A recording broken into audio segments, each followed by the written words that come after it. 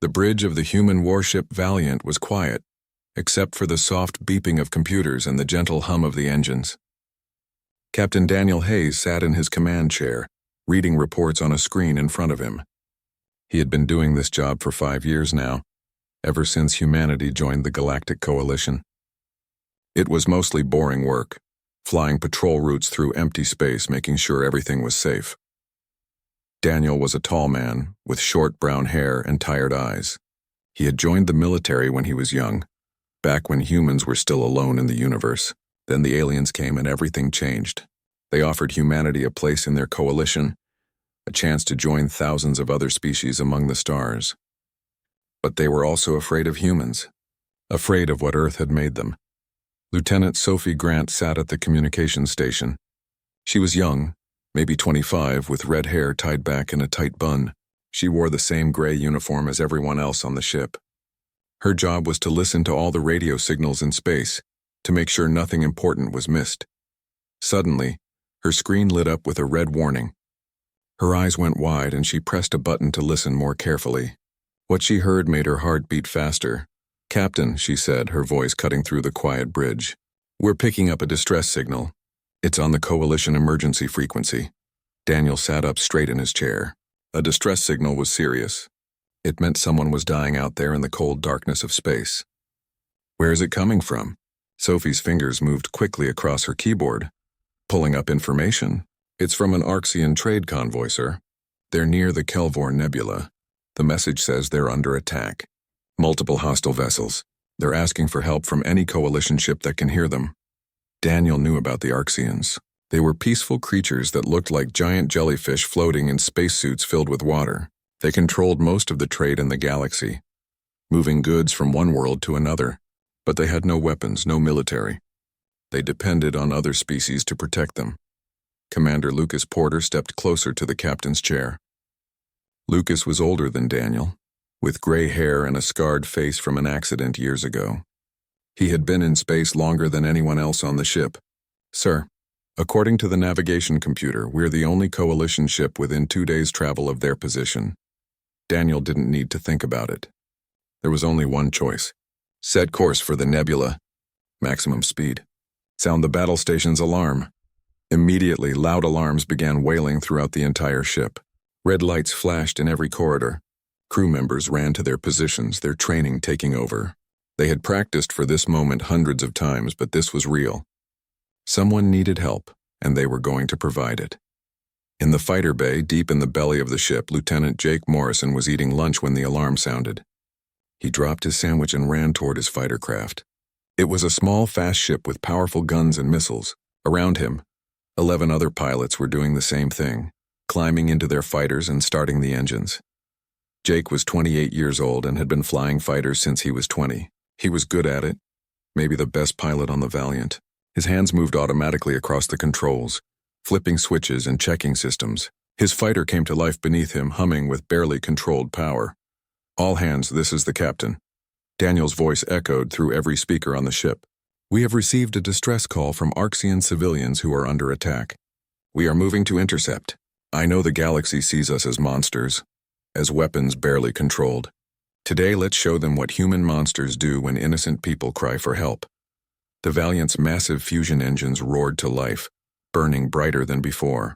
The ship leaped forward, accelerating to speeds that would have torn apart most alien vessels. But human ships were built different, built stronger, because humans came from a heavy gravity world where everything was harder. In the medical bay, Dr. Karen Wells was organizing her supplies. She was a short woman with dark skin and clever eyes. She had been a surgeon on Earth before joining the space military. Now she prepared trauma beds and checked her medical equipment. If there was a battle, there would be wounded. She needed to be ready. In the engineering section at the back of the ship, Chief Peter Blake watched his instruments carefully. The engines were running hot, pushing harder than they were designed to. He was a big man with thick arms and grease on his uniform. He knew these engines better than anyone. He knew how far he could push them before they broke. "Captain," he said into his headset, "the engines are running at maximum safe speed." "I need more, Chief," Daniel replied. Peter looked at his screens. The numbers were already in the red zone. But he had been trained to do impossible things. I can give you another 8%, but the engines will be running very hot. If we're not careful, we could damage them. Do it. Peter's fingers flew across his controls, adjusting fuel flow and power distribution.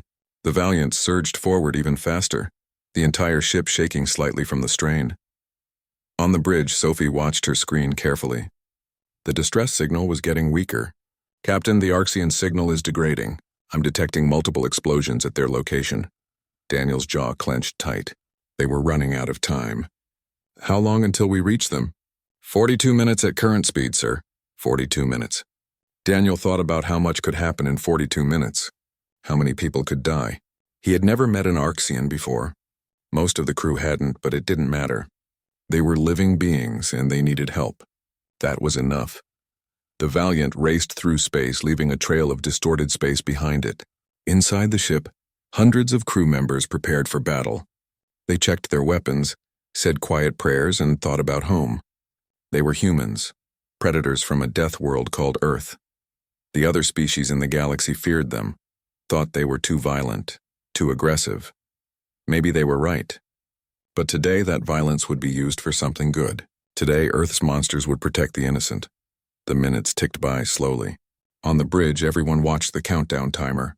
40 minutes, 35, 30. Each second felt like an hour. Sophie kept monitoring the distress signal, listening to the fear in the alien voices as they called out for anyone to save them. Finally, after what felt like forever, the timer reached 0, dropping out of faster-than-light travel in 5 seconds, announced the helmsman. Daniel gripped the arms of his chair. All weapons prepare to fire. Mr. Morrison, get ready to launch. The universe twisted around them, and suddenly the Valiant emerged from faster-than-light speed. What they saw made everyone on the bridge gasp in shock and anger. The battle had already begun, and they were looking at a massacre. The scene in front of them was terrible. 3 huge Arxian trading ships floated dead in space. Their beautiful crystal hulls were shattered, broken into thousands of pieces. Atmosphere was leaking out into the vacuum, making clouds of frozen gas.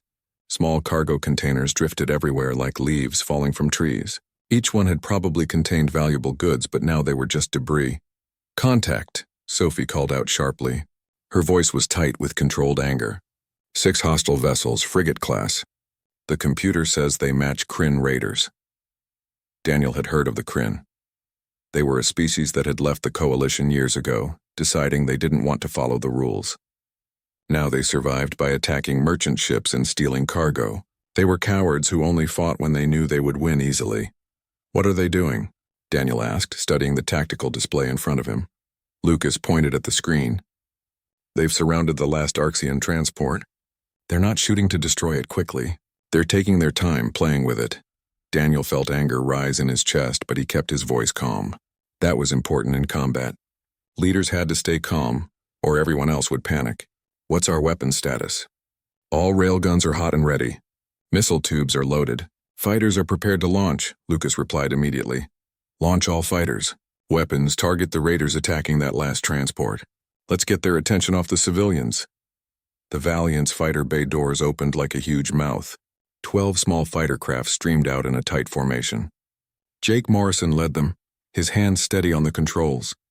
Behind him, the other 11 pilots followed his lead exactly. They had trained together for years and moved like parts of a single machine. The Valiant opened fire with its main guns. Railguns were simple weapons but terribly effective. They used powerful magnets to shoot metal slugs at incredible speeds, fast enough that each slug hit with the force of a small bomb. The first raider never had a chance.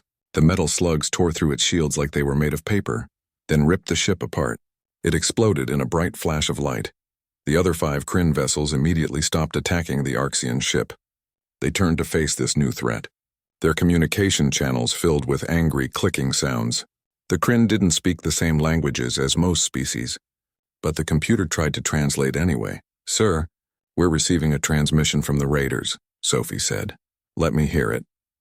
A rough, ugly voice came through the speakers. It spoke broken Galactic Common, the language most species use to talk to each other. Human vessel. You interfere. This is not Coalition space. This is our hunting ground. Leave now or we will add human meat to our storage holds. Everyone on the bridge tensed. The threat was clear. But Daniel's expression didn't change at all. Tactical, mark all remaining targets. Mr. Morrison, you are free to engage the enemy. Then Daniel opened a communication channel back to the Kryn. His voice was cold and hard. This is Captain Daniel Hayes of the human warship Valiant. You are attacking civilians under coalition protection. Power down your weapons and prepare to be boarded or be destroyed. You have 30 seconds to comply. The response from the Kryn was immediate. They fired their plasma weapons at the Valiant. Evasive maneuvers. Return fire.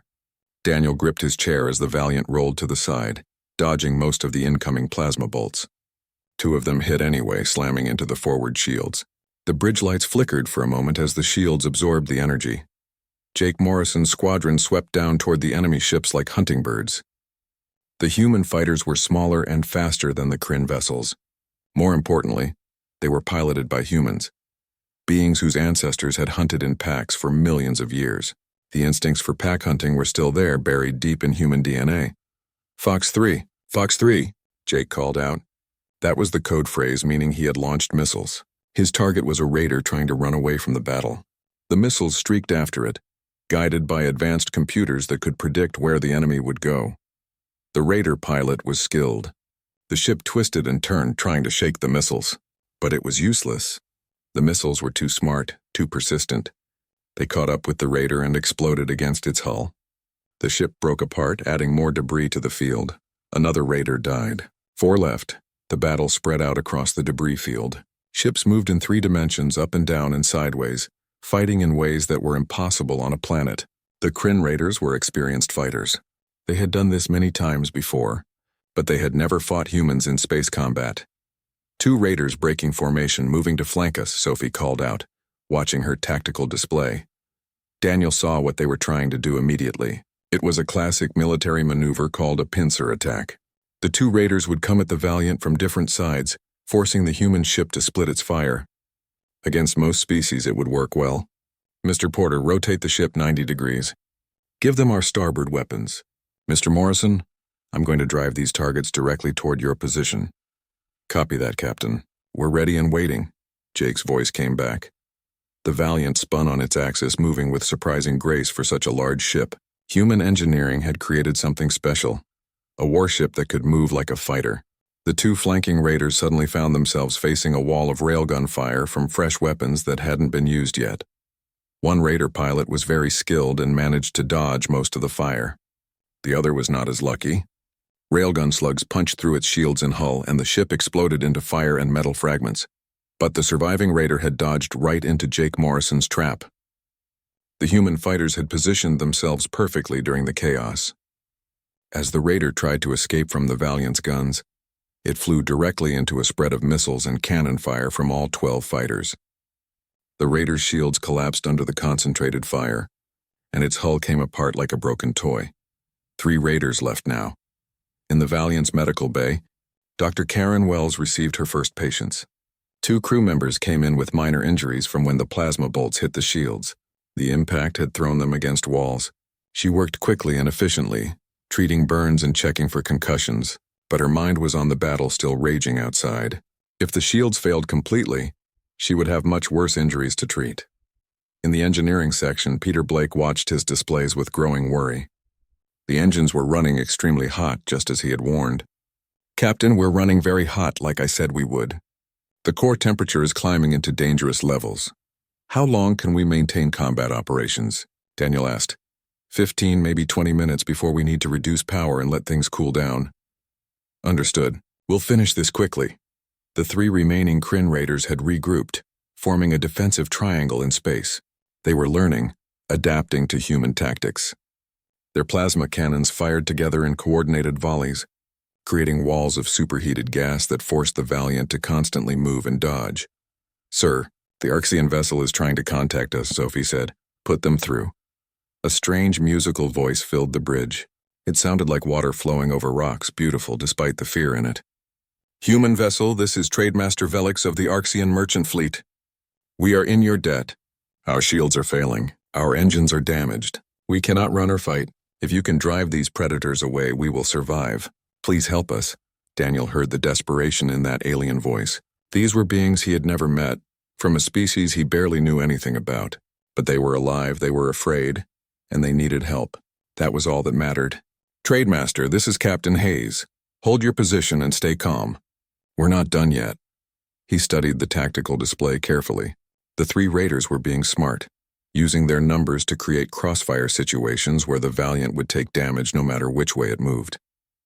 But smart tactics only worked if your enemy behaved predictably, and humans were anything but predictable.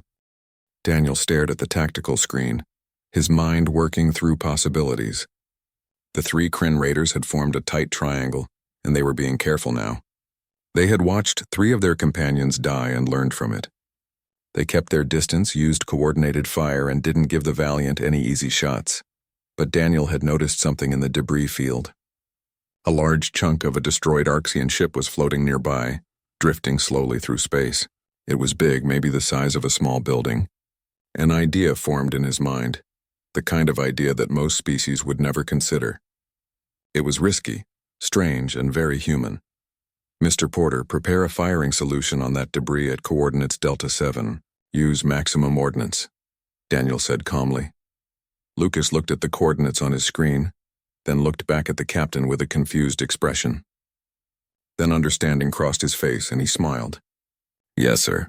Firing solution ready. Mr. Morrison, when that debris starts moving, I need you and your squadron to push those raiders toward section Delta 9. Jake's voice came back through the radio, sounding puzzled. Sir, I'm looking at Delta 9 on my screen. That's empty space. There's nothing there. There will be something there soon. Trust me, Lieutenant. Yes, sir. We're in position and ready. Daniel watched the tactical display, counting seconds in his head. Timing was everything. If he acted too soon or too late, the plan wouldn't work. He waited until the moment was exactly right. Fire! The Valiant's railguns roared, but they weren't shooting at enemy ships. Instead, dozens of metal slugs slammed into the large piece of debris at tremendous velocity. Each slug weighed several kilograms and was moving at a significant fraction of the speed of light. When they hit the debris, the impact was enormous. The chunk of destroyed ship went spinning wildly through space, tumbling end over end, and heading directly toward the Kryn defensive formation. It was moving fast, faster than anything that size should be able to move. The Kryn pilots saw it coming and panicked. Their tight formation broke apart immediately as each ship tried to dodge the massive piece of metal and crystal, tumbling toward them. It was exactly the reaction Daniel had hoped for. Morrison now, Daniel shouted. Jake's squadron dove down from above like eagles attacking prey. Their cannons opened fire, but they weren't trying to destroy the raiders. Instead, they were hurting them, forcing them to dodge in specific directions. Every time a raider tried to go left, missiles appeared on the left side. When they tried to go right, cannon fire drove them back. When they tried to go up or down, more fighters were there, pushing them exactly where Jake wanted them to go.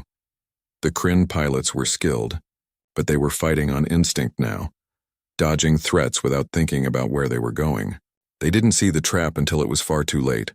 All 3 raiders found themselves pushed into section Delta 9, the empty space Jake had questioned earlier. But it wasn't empty anymore.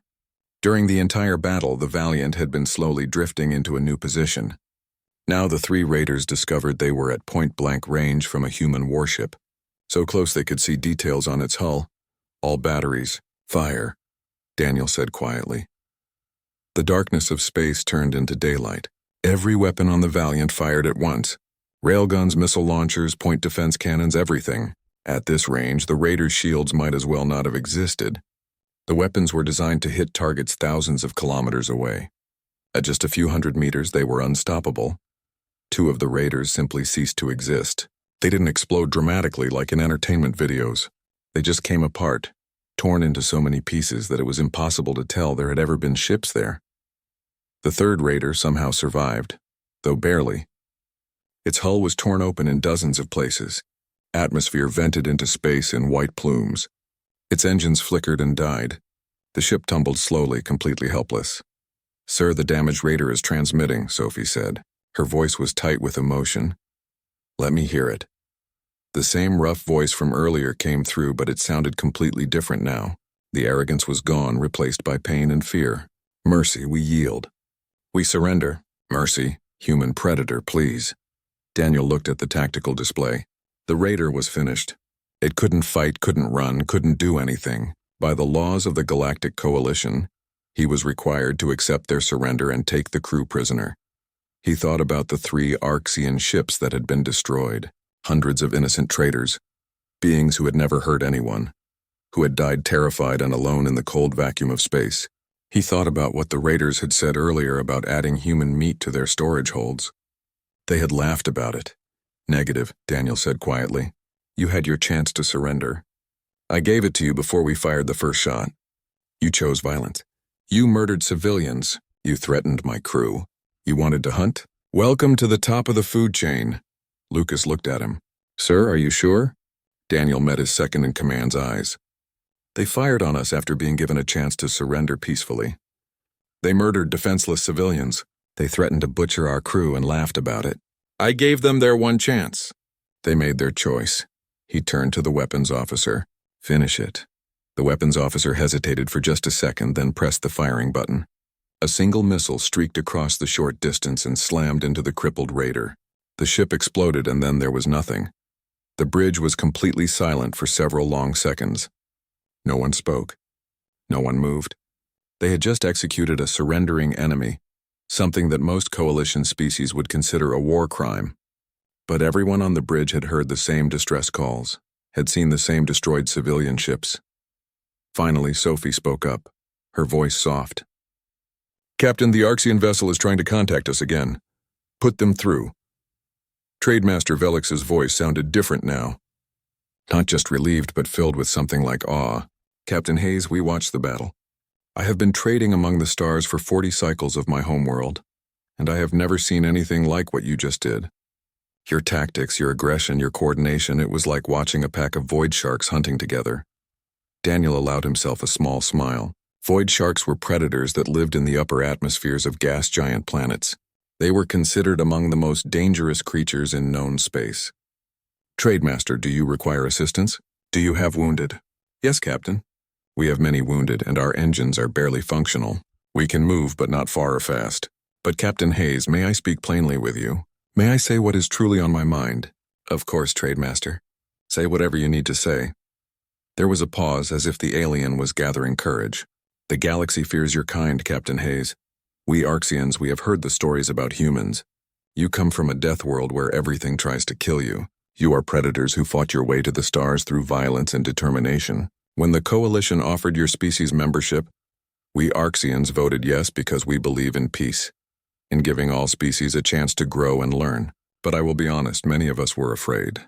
Many of us thought humans were too dangerous." Daniel said nothing, just waited for the alien to continue. "I am no longer afraid, Captain. Today I learned something important. Human predators do not hunt the weak. They protect the weak.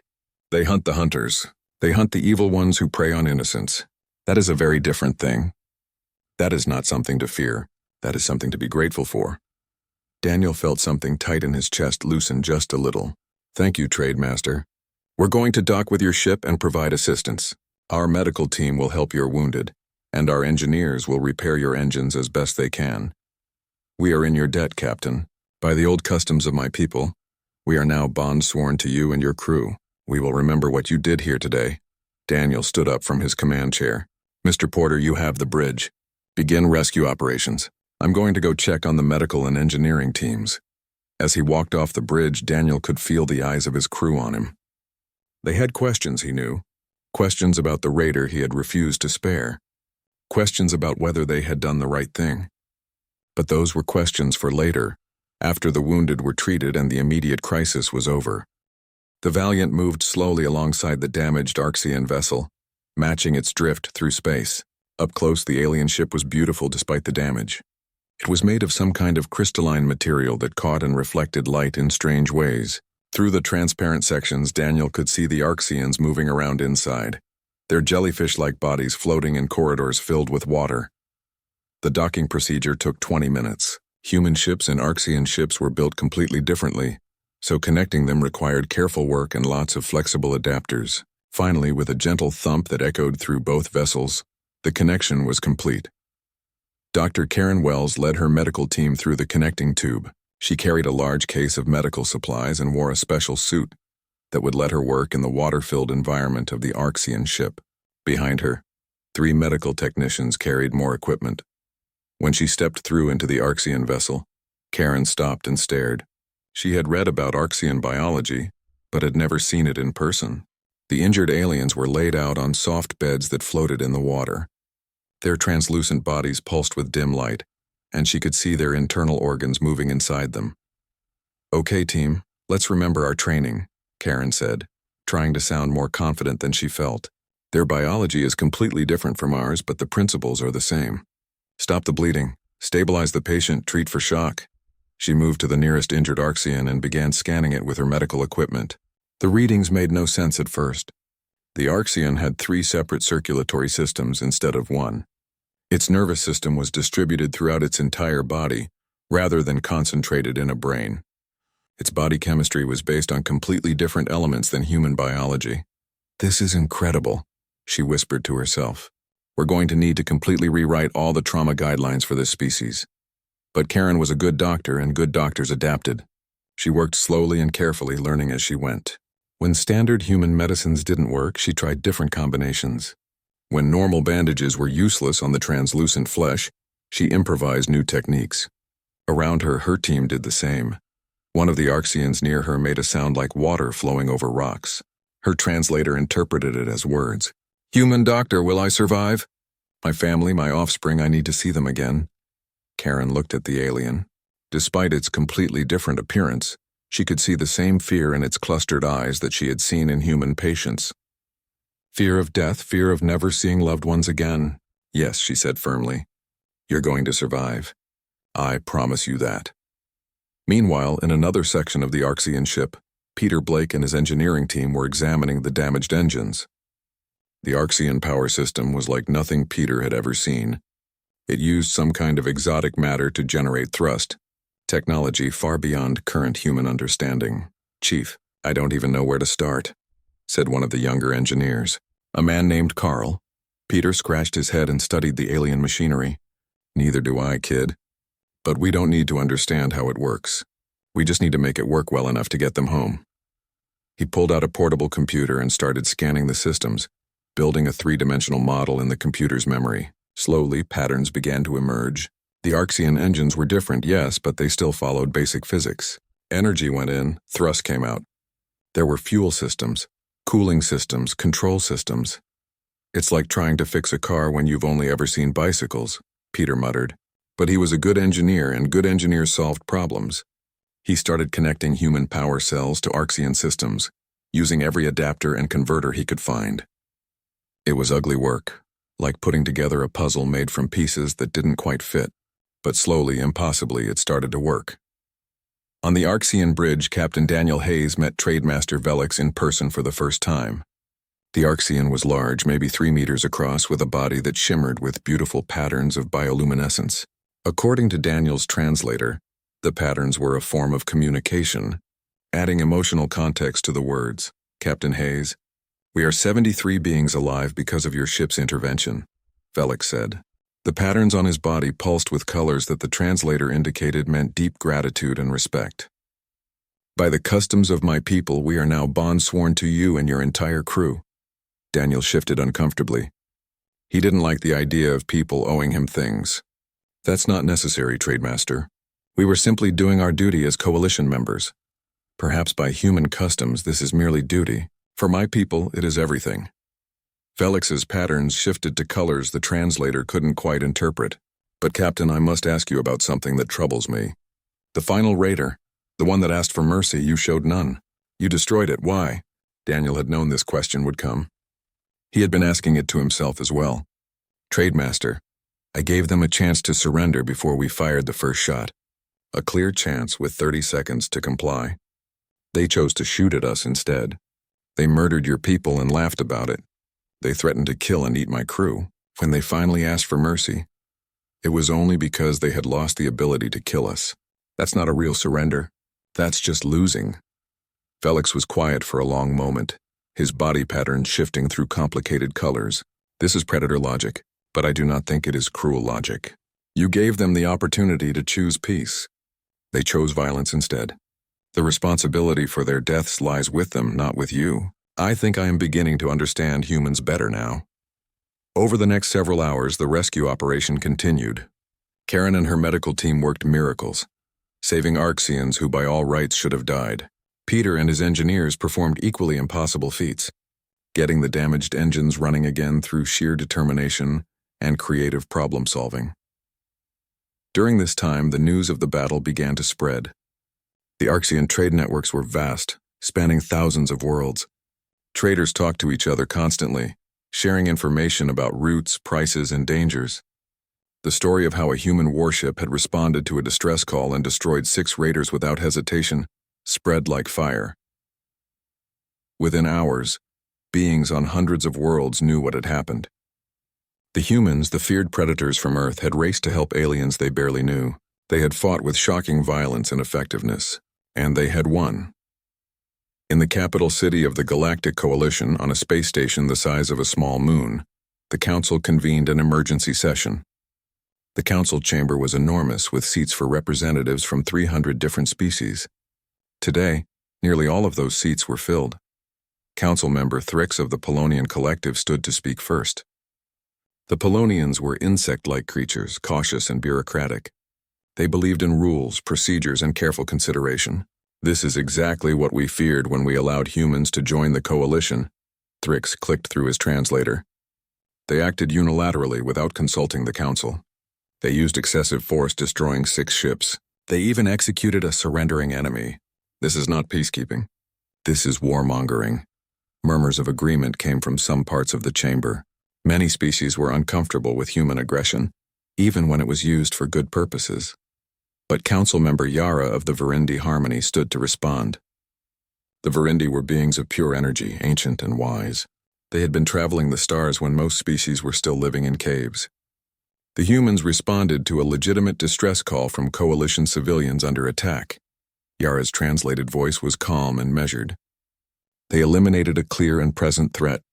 What would you have had them do, Council member Thrix? File a proper grievance form and wait for committee approval while the Arxians died? More murmurs, but this time they sounded more thoughtful. The humans followed every protocol we have, Yara continued. They identified themselves. They offered the attackers a chance to surrender.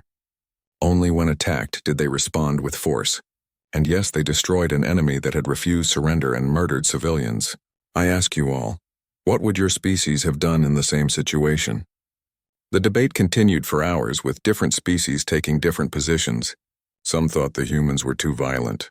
Others thought they had done exactly what needed to be done. In the end, the Council took no official action. They couldn't. By the letter of coalition law, the humans had done nothing wrong. 3 days had passed since the battle. The Arxian ship, now with temporary repairs, was slowly making its way back to coalition space. The Valiant escorted it, staying close in case there were more pirates or raiders in the area. During those 3 days, something unexpected happened. The story of the battle continued to spread, but it was changing as it traveled. On the water world of Pax, where the Arxians made their home, the story was told in their musical language. Parents told their children about the human ship that had come when no one else would. In the deep oceans of Pax, the name Valiant became a word that meant protector from the dark. On the desert planet Krell, where a species of merchants lived, the story was told differently. The Krellians respected strength and despised weakness. To them, the tale of how humans had destroyed 6 raiders became a legend about perfect predators. Young Krellian warriors began to study the battle, trying to understand human tactics. On the peaceful garden world of Harmonia, where violence was almost unknown, the story caused fear.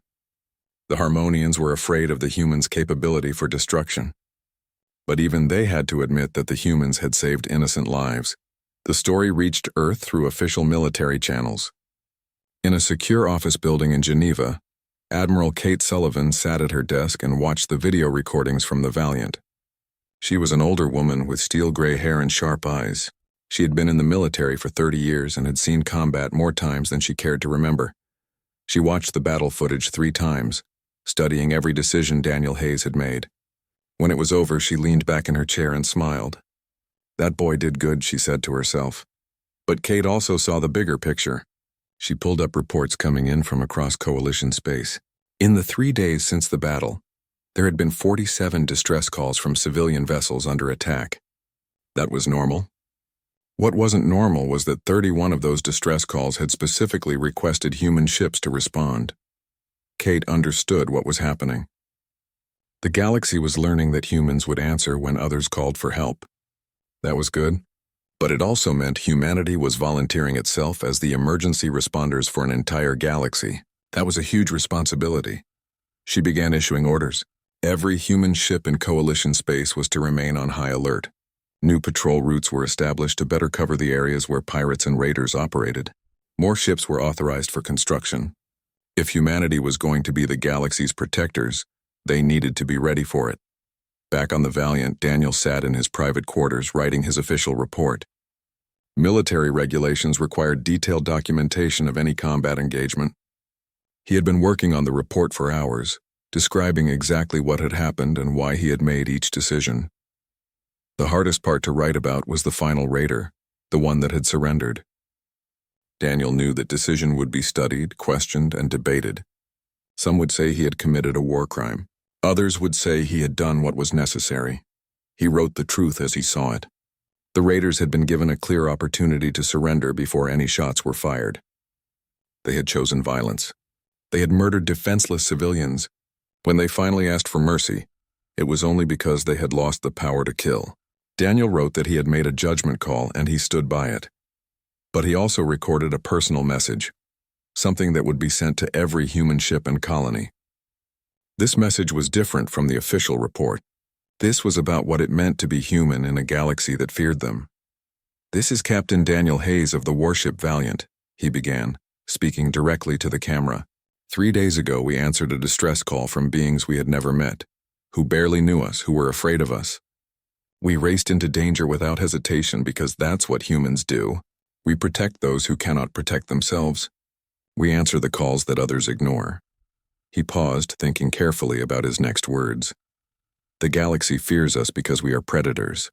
They look at our weapons, our aggression, our refusal to back down, and they are afraid. I say let them be afraid, but let them also understand this. Humanity hunts only those who prey on the weak. We are monsters, yes, but we are their monsters now. And when something evil rises in the dark, when the innocent cry out for help, it is Earth's monsters who will answer." The message was sent out across all human communication channels. Within hours, it had been viewed millions of times. It was shared on social media, discussed in forums, analyzed by news programs. The phrase "their monsters" became something humans used to describe themselves. It was part pride, part warning, part promise. On the 4th day, as the Valiant continued escorting the Arxian vessel, Sophie picked up something on the communication channels. "Captain, we're receiving a message. It's on the general coalition frequency, not a private channel. Everyone in this sector can hear it." "Play it," Daniel said. It was Trademaster Velix, but he wasn't alone. Dozens of other voices joined his, speaking in different languages that the computer struggled to translate. There were Arxians, yes, but also Krellians, Polonians, Verindi, and species Daniel didn't even recognize. It was like a chorus all speaking together. "To all vessels in Coalition space, this is an open message. If you are in distress, if you are under attack, if you need help that cannot wait for proper channels and committee approvals, call the humans. Call them on their emergency frequency. They will come. They will fight for you. They will protect you. We know this because they protected us." The message continued with different voices sharing their own stories. Some had been rescued by human ships. Others had simply heard the stories. But all of them shared the same message. "When you need help, call the humans." Daniel sat back in his command chair, stunned. Lucas, standing beside him, let out a low whistle. "Sir, I think we just volunteered the entire human fleet as the galaxy's emergency service." "No, Commander," Daniel replied slowly. "The galaxy just figured out what humanity has always been. We're the ones who run toward the screams, not away from them." Over the next few days, the situation became clear. Distress calls started coming in. Not just a few, but dozens every day. Ships under attack. Colonies threatened by natural disasters. Medical emergencies in deep space. All of them requesting human assistance. Earth's military response was immediate. Ships that had been scheduled for routine patrols were redirected to crisis zones. Human medical ships, which had been largely idle because most species didn't trust human medicine, suddenly found themselves in high demand.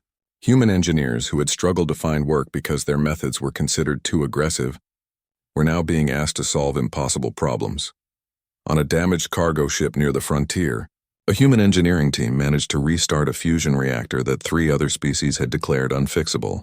On a colony world being evacuated due to volcanic activity, human pilots flew through ash clouds that sensors said were impossible to navigate.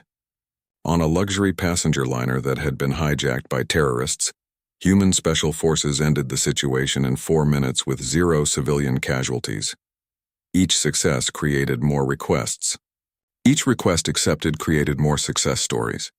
The cycle reinforced itself, but not everyone was happy about this development. In the Coalition Council chambers, Council Member Thrix stood once again to voice concerns. We are creating a dangerous situation. We are making the entire galaxy dependent on human military power. What happens if humans decide to use that power for themselves? What happens if they demand payment for their protection? What happens if they become the very predators we feared? Councilmember Yara responded with patience. What happens if we tell beings in distress that they cannot call for help because we are afraid of political implications? What happens when ships burn and colonies die because we were too cautious? The humans have earned trust through action. Until they give us reason to withdraw that trust, we should allow this to continue. The debate would continue for months, but the reality on the ground couldn't be stopped. Humanity had found its role in the Galactic Coalition, not as merchants or diplomats or scientists, but as protectors. As the ones who came when no one else would. 6 months had passed since the battle at Kelvor Nebula. The Valiant was back on patrol, but everything had changed. The ship now carried an extra squadron of fighters, more medical supplies, and additional engineering equipment. It wasn't alone anymore either. 2 other human warships, the Courage and the Defiant, patrolled nearby sectors. Together, they formed a rapid response group. Captain Daniel Hayes stood on the bridge looking at the tactical display. It showed not just the immediate area around his ship, but the entire sector. Small icons marked other ships, trade routes, and potential danger zones. Red flags indicated areas where pirates were known to operate. Blue markers showed civilian vessels that might need protection. Captain, we're receiving a transmission, Sophie said. She had been promoted to senior communications officer and wore an extra stripe on her uniform. It's from a mining colony on the moon of Targus 7. They're reporting that an unknown vessel has entered their system and is demanding they surrender their refined metals. Daniel was already moving. Sound battle stations. Set course for Targus 7, best speed. How long to intercept? 90 minutes, sir. Contact the Courage and Defiant. Have them move to backup positions in case this is more than just one raider. The familiar alarm sounded and the crew rushed to their stations. But it felt different now. There was no fear, no uncertainty. This was what they did now. This was their purpose. Jake Morrison was already in his fighter, running through pre-flight checks before the formal launch order came. His squadron was faster now, more experienced. They had responded to 17 emergencies in the past 6 months. They knew what they were doing. In the medical bay, Dr. Karen Wells had developed a whole new section of expertise. She had treated patients from 12 different species now.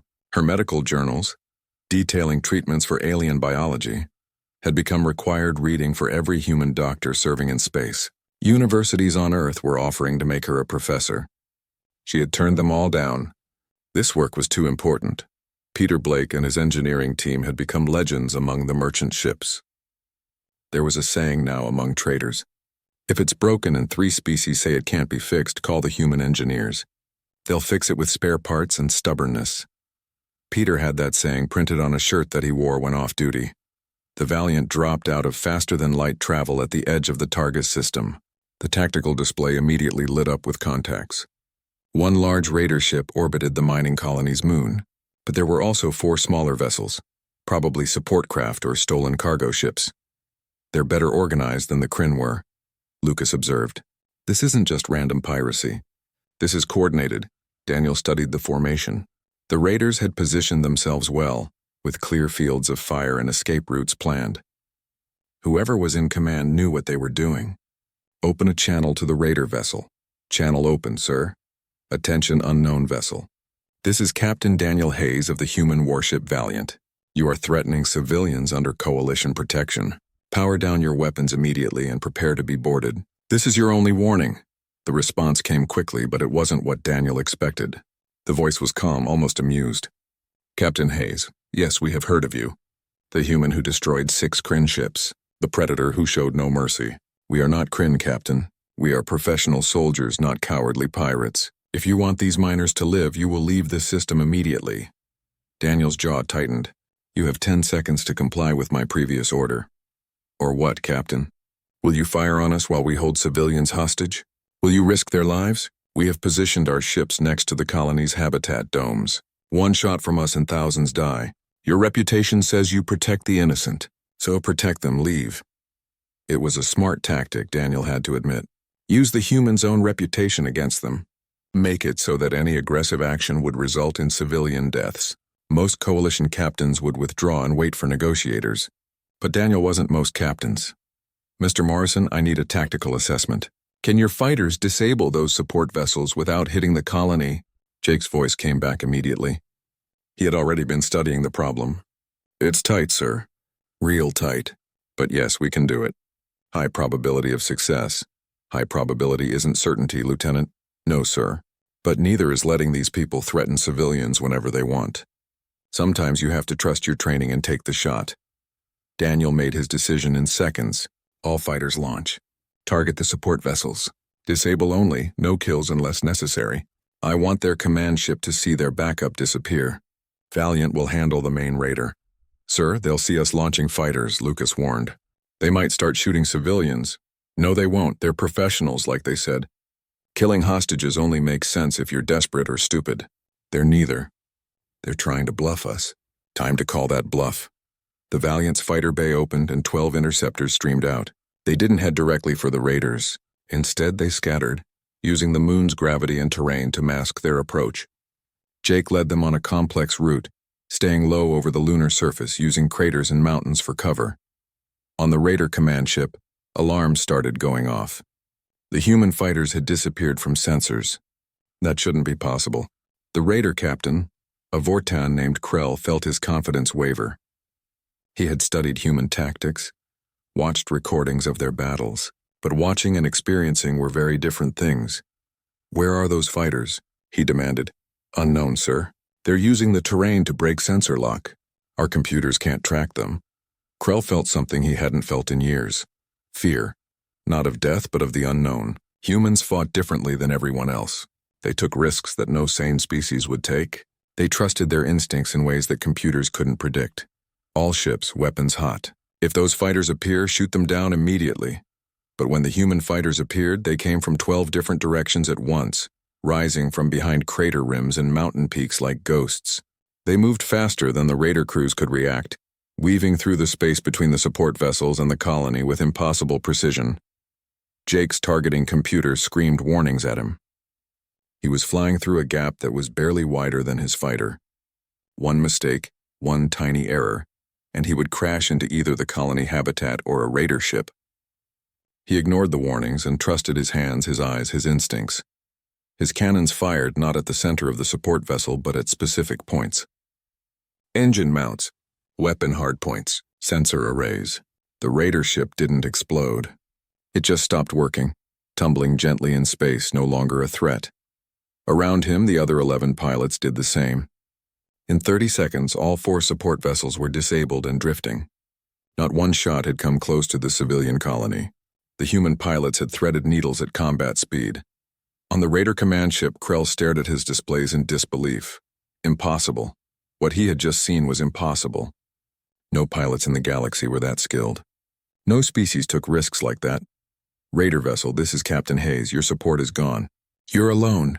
Your hostages are no longer useful to you because you know now that we can take you without endangering them. Last chance. Power down your weapons and surrender. Krell looked around his bridge. His crew was staring at him, waiting for orders. They were soldiers, yes, but they were also beings who wanted to live. The humans had just demonstrated capabilities that shouldn't exist. Fighting them would be suicide. Power down weapons, Krell said quietly. Transmit our surrender. 20 minutes later, Krell stood in the Valiant's brig, looking through the transparent barrier at Captain Daniel Hayes. The human was smaller than Krell expected, not physically imposing at all. But there was something in his eyes, something that made Krell's instincts scream danger. You're very skilled, Captain, Krell said. That was an impressive display. It was necessary, Daniel replied. You put innocent people at risk. I was bluffing. I would never have actually harmed civilians. There's no profit in it, and it would bring every coalition ship down on us. I know. That's why I called your bluff. Krell tilted his head, curious. How did you know? How could you be certain I was bluffing? Daniel smiled slightly. Because you said you were professionals. Real professionals don't murder hostages. They use them as bargaining chips. The moment you started talking instead of shooting, I knew you were trying to avoid a fight, not start one. You humans are strange, Krell said. Most species would have withdrawn and called for negotiators. Waited for days or weeks, but you came in fast and hard. You took risks that could have killed your pilots. Why? Because days or weeks of negotiations means days or weeks of fear for those miners. It means their children having nightmares. It means their families on other worlds worrying. We could have done it the safe way, the slow way. But the safe way has a cost too. It's just a cost paid by civilians instead of soldiers. Krell was quiet for a moment. The galaxy fears your kind. Now I understand why. You're not afraid to pay prices that others won't pay. We're afraid, Daniel said, but we do it anyway. That's what courage is. News of the Targus 7 incident spread just like the Kelvor Nebula battle had.